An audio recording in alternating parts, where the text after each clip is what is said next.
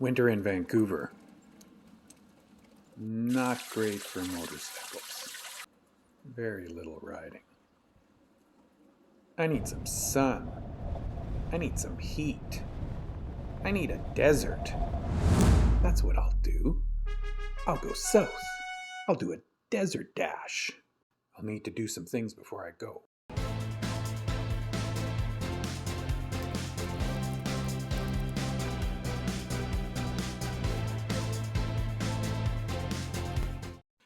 Big Rock Moto on YouTube did a video called My 5 Favorite Adventure Rides in the USA, and a number of them were deserts, including Death Valley and Mojave. And so that's the destination. I use Gaia for my navigation, and Backroads Discovery Route, Southern California, goes right through Death Valley. And then it swings down through Mojave Reserve. Basically starts in Bishop here. So that's going to be my destination. The plan is to blast down to Bishop as soon as possible.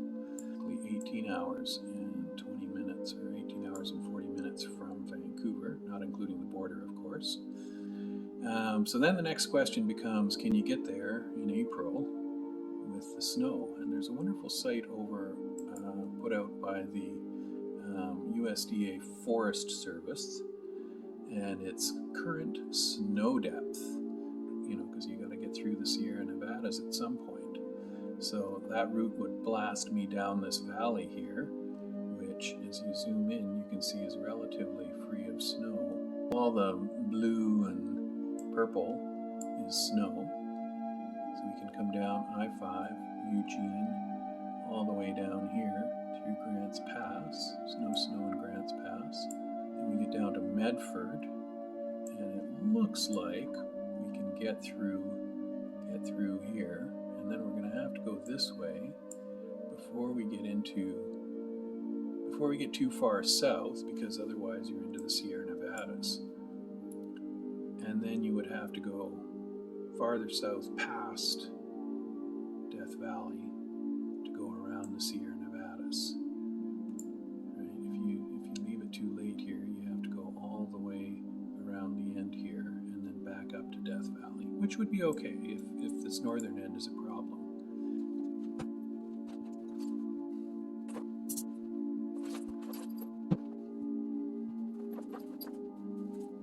Here is all the gear. It's all got to go onto a motorcycle. A bit of a look here. This is the selfie and the cam and extra batteries and an SD card reader you can plug into the phone to transfer files for editing. And here we got the drone and the battery pack and the controller and a couple of LED rechargeable headlights and some pods for listening to music. Tool bag, which I'll come back to later. A bunch of earplugs because my helmet's fairly noisy. Throttle lock.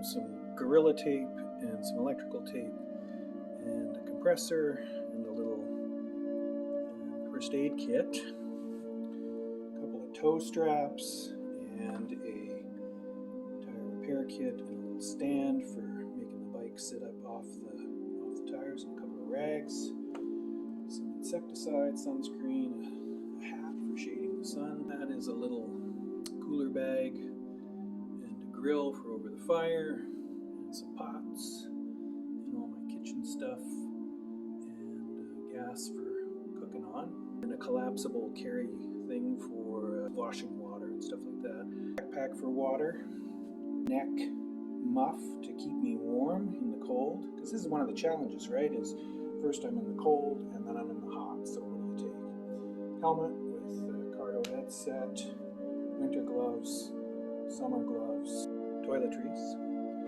a couple of long sleeve t-shirts, a couple of short sleeve t-shirts, 3 sets of underwear and short socks and long socks, 1 set of shorts, long johns, synthetic outer pants, is a little puffy jacket, synthetic. That's my riding armor top, which is just a mesh, and then 1 set of riding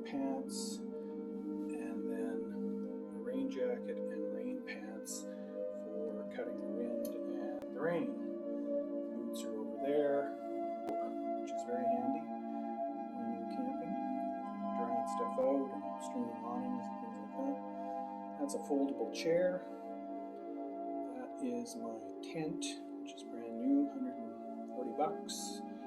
That is 2 sleeping bags, because it could be pretty cold at first. And that is a little inflatable mat, and that is a little hard roll-up mat. And the two of them together make a pretty nice sleeping surface. Toilet paper, and a water filter, and the bag that goes with it. This is my emergency satellite communications and locator.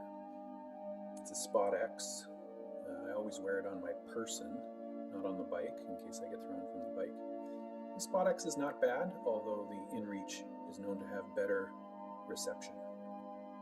It's a crazy amount of gear to stuff into a tank bag, and 2 Tusk 35-liter panniers and a dry bag over the top. We come back to the toolkit, and on this side we have tire irons and a big wrench for taking off the wheel nuts, tightening them back up again. A couple of tire wrenches, 3 of them actually, tire protectors, and vice grips. And here we have some glues, resins. It's your standard KTM T-handle wrench, a couple of different pliers, a surprisingly useful pokey tool for pulling things, a small screwdriver, Phillips head screwdriver, a larger Phillips head screwdriver, an extension for the wrench, flathead screwdriver, another set of pliers, a bunch of different sized Allen keys, and 4 different spanners and ratchets. Very handy. Some zap ties, more wrenches there, and then on this side we've got some Loctite, some hose clamps, and a bunch of the sockets and hex nut drivers, and a pair of black gloves. So that is the toolkit. That gives you an idea of navigation and the gear I'm taking. So the next piece is to check the valves, do an oil change, change the rear tire, and I'm ready.